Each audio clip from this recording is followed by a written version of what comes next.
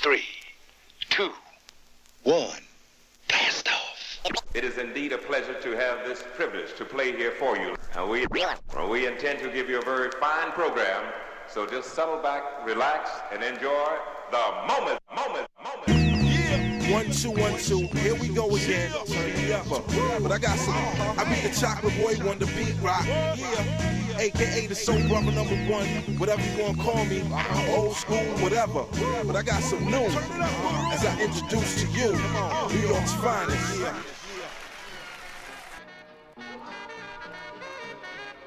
P-Rock is one of the most legendary producers of all time. It's crazy when I can play P-Rock beats in front of my mama, you know what I'm saying? They say, ooh, baby, what's that? That's P-Rock, mama. He's like definitely top 5 all-time hip-hop producer, 100%.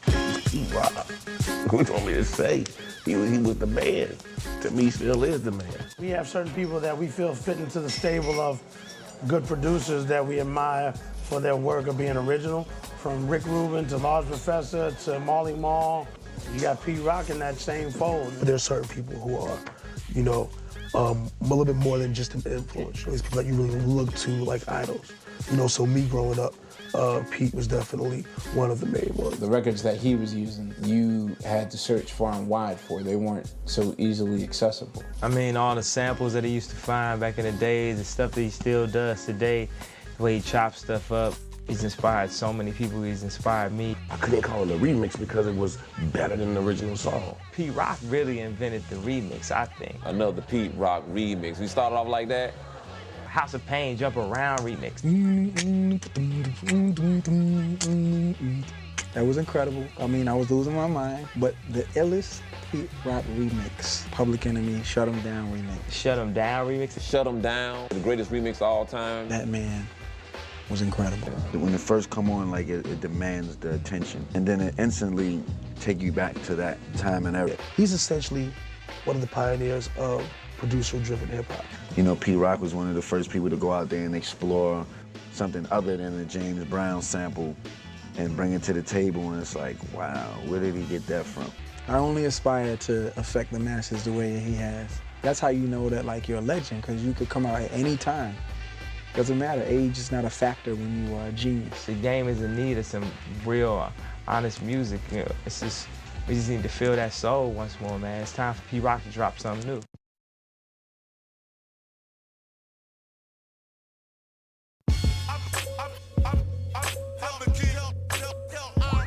Going into this album and making this album was basically me feeling excited and feeling good again to make music. A lot of my fans miss hearing P-Rock beats. There's a lot more people that I wish could have been on this album that I couldn't get with, but you know, it's just relationships that I had in the past with artists, you know what I'm saying?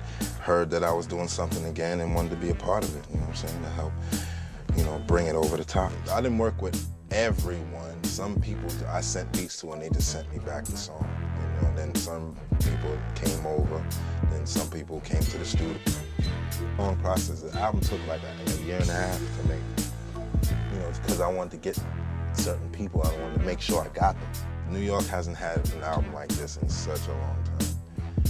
And I really like the outcome of it. And I feel like, you know, to feel like giving it back to my city. You know what I'm saying? Because, you know, we've been through a lot, man. You know what I'm saying? New York has been through a lot.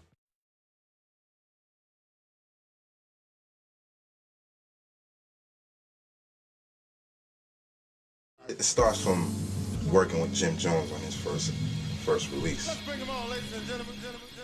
This is your boy Jones, Jim Jones. Right now we in the middle of Harlem. I'm sitting in the S63. If you don't know what that's about, that's an AMG thing. You figure it out. And I did G's Up, and then from G's Up I played him another beat that I wanted to use for my album, and I asked him to jump on it. And next thing you know, I went away and came back, and it was done. Big shout to Jimmy and Max B. Welcome home. You know what I'm saying? I heard you was out of there. Max grabbed it, and he put the hook to it. I said, oh, that's what it was about. I ain't hear that like that. So when Max put the hook to it, he put a whole nother wave to it, and I had to tune in.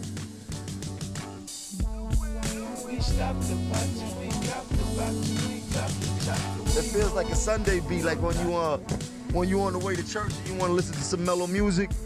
and we got some real life lyrics to it. So you know, it's like picnic music or something, like, you know, play volleyball or something to it. Basically laid back with a little streetness to it, you know what I'm saying? Because, you know, them cats is street, so, you know, it has a street feel, then it has a jazzy feel, and it's real music, you know what I'm saying? It's an honor to work with Pete Rock, you know what I mean? And he's still here, relevant today as far as making beats. He elevated from just being as a DJ back in the day, like how there was a DJ and they had the rapper, but it was much bigger than that. He elevated as a prominent producer, and he's still producing tracks. And let's get it. You got something for me for my new album? Pete Rock, holla at me, because this is how we definitely roll. Huh? All costs paid for. Life is great. Say your prayers and they come to you. You understand me? Holla at me. New York hasn't had an album like this in such a long time.